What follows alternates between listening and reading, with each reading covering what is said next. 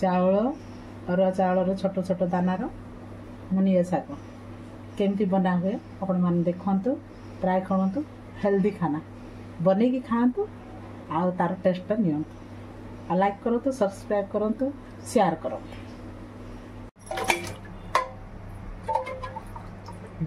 प्याज टमाटर